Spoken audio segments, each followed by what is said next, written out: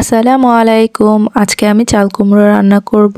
মোটেও মোরব্বা না, মোরব্বা অন্য কোনো সময় রান্না করব, আর সেটা অবশ্যই শেয়ার করব আপনাদের সাথে। আজকে আমি চাল কুমড়া রান্না করব গরুর মাংস দিয়ে। প্রথমে আমি একটা কচি চাল কুমড়ো নিয়েছি, ওটাকে আমি পুরো ছিলে নেব পরিষ্কার করে।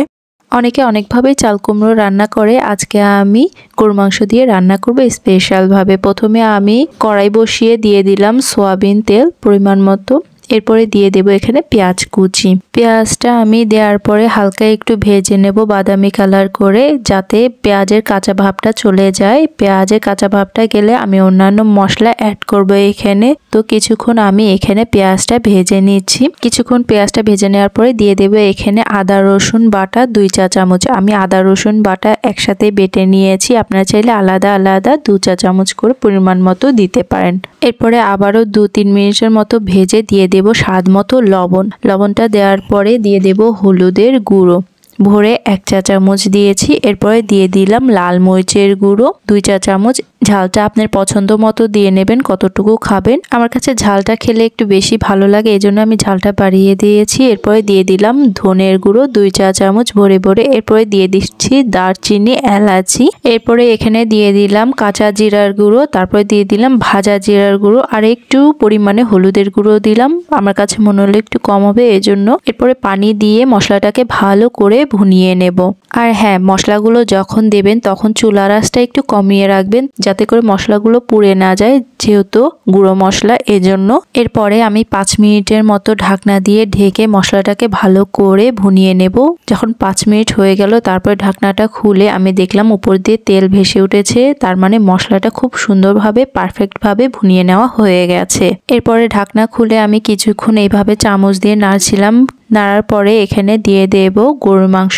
মাংসটা আমি আগে থেকে ভালো করে ধুয়ে নিয়েছি। এরপরে আমি আবারও মাংসের সাথে মশলাগুলোকে ভালো করে ভুনিয়ে নেব, যাতে করে মশলাগুলো মাংসের ভিতরে খুব ভালোভাবে সেট হয়ে যায়। আপনারা চাইলে এখানে গরুর মাংস যদি না খেতে চান, সেক্ষেত্রে চিকেন দিয়েও করতে পারেন। আমি ঢাকনা দিয়ে ঢেকে দিলাম কিছুক্ষণের জন্য, ভালোভাবে সিদ্ধ করে নেওয়ার জন্য। কিছুক্ষণ পরে আবারও ঢাকনাটা খুলে আমি চামচ দিয়ে নেড়ে দেখব ভালোভাবে সিদ্ধ হয়েছে কিনা। আর হ্যাঁ, আপনারা যদি চিকেন দিয়েও না খেতে চান, শর্টকাটে আপনি এটা মুরগির ডিম দিয়েও করতে পারেন। আমি করি এভাবে, এই জন্য আপনাদেরকে বললাম। অন্য কোনো সময় শেয়ার করব ইনশাল্লাহ। আমি চাল কুমড়ো ভালো করে ধুয়ে নিয়েছিলাম এভাবে কেটে। এখন আমি মাংসের ভিতরে দিয়ে দিব চাল কুমড়োটা। চাল কুমড়োটা একদম কচি ছিল।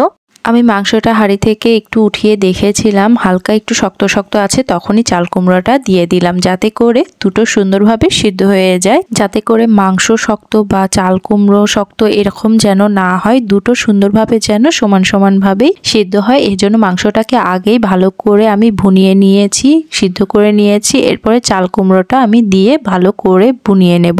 এখন আমি চামচ দিয়ে নাড়ছি, যাতে মশলাগুলোর সাথে খুব সুন্দরভাবে সেট হয়ে যায়। এর জন্য, যদিও কচি চাল কুমড়ো অনেকভাবেই রান্না করা যায়, আর এই চাল কুমড়ার মোরব্বা আমার কাছে অনেক বেশি ভালো লাগে, কারণ জর্দায়, তারপরে রুটিতে, অনেক কিছুতেই দিয়ে খাওয়া যায়, আর বেশ ভালোই লাগে। এরপরে আমি ঢাকনা দিয়ে ঢেকে দিলাম ভালোভাবে ভুনিয়ে নেওয়ার জন্য। আলাদা করে এখনো কোনো রকম পানি দেইনি। 7 থেকে 8 মিনিট পরে ঢাকনাটা খুলে আমি ভালো করে দেখছিলাম নিচ দিয়ে পোড়া লেগে গেছে কিনা। দেখি না, ভালোই আছে। তারপরে চামচ দিয়ে নাড়ছিলাম, এখনো সিদ্ধ হয়নি। আমি ভালো করে কষিয়ে নেব। আর আমি এখনো কোনো রকম আলাদাভাবে পানি দেইনি, চাল কুমড়া থেকেই পানি ছেড়েছে।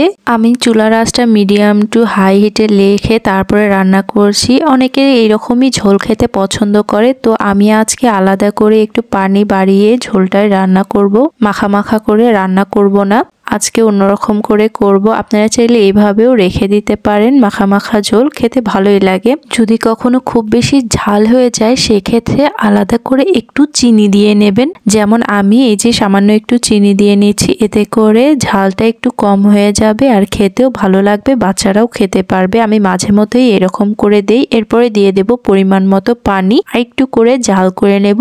এজন্য যেমন মিষ্টি কুমড়োতে আমরা একটু চিনি দেই, সেরকম একটু চাল কুমড়াতে চিনি দিলে বেশ ভালোই লাগে খেতে। এটা অপশনাল, আপনারা চাইলে নাও দিতে পারেন। এরপর ঢাকনা দিয়ে ঢেকে দিলাম, সিদ্ধ করে নেব পুরোপুরি। আমি 10 থেকে 12 মিনিট পরে ঢাকনাটা খুলবো।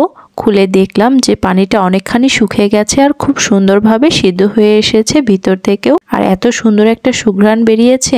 এরপরে আমি চুলাটা বন্ধ করে দেব। তার আগে একটু চামচ দিয়ে নেড়ে দেখছিলাম সবকিছু ঠিক আছে কিনা। আর মশলাগুলো ডিপেন্ড করবে আপনি কতটুকু রান্না করছেন তার উপরে। আমি আজকে যতটুকু রান্না করেছি সেই পরিমাণে আমি মশলা এখানে অ্যাড করেছিলাম। আমি পরবর্তীতে যখন পানি দিয়েছি, পানি দেওয়ার পরে খুব জোরে করে জাল করে তারপরে পানিটাকে শুকিয়ে এরকম ঝোল রেখেছি। আপনারা চাইলে এর চেয়েও কমিয়ে নিতে পারেন। আর চাল কুমড়োটা একদমই নরম ছিল, এজন্য খুব তাড়াতাড়ি রান্নাটা আমার হয়ে গেছে। রান্না শেষে আমি বাটিতে উঠিয়ে নিচ্ছি। এখনো কিন্তু বেশ গরম আছে, দেখতেই পাচ্ছেন কতটা ধোঁয়া উঠছে। মাশাআল্লাহ, রূপে গুণে অনেক সুন্দর কালার এসেছে আর খেতেও অনেক মজা হয়েছিল। ভালো লাগলে রেসিপি ফলো করে আপনিও বানিয়ে ফেলতে পারেন এই মজাদার গরুর মাংস দিয়ে চাল কুমড়ো। এখনো বুঝি লাইক কমেন্ট করা হয়নি? অবশ্যই করে দেবেন প্লিজ। পুরো ভিডিওটি দেখার জন্য অসংখ্য ধন্যবাদ। নতুন হয়ে থাকলে অবশ্যই চ্যানেলটি সাবস্ক্রাইব করে দেবেন। আশা করি আজ তাহলে আসি, দেখা হবে নতুন কোনো রেসিপির সাথে। এ পর্যন্ত ভালো থাকবেন, সুস্থ থাকবেন, নিজের যত্ন নেবেন। আল্লাহ হাফেজ।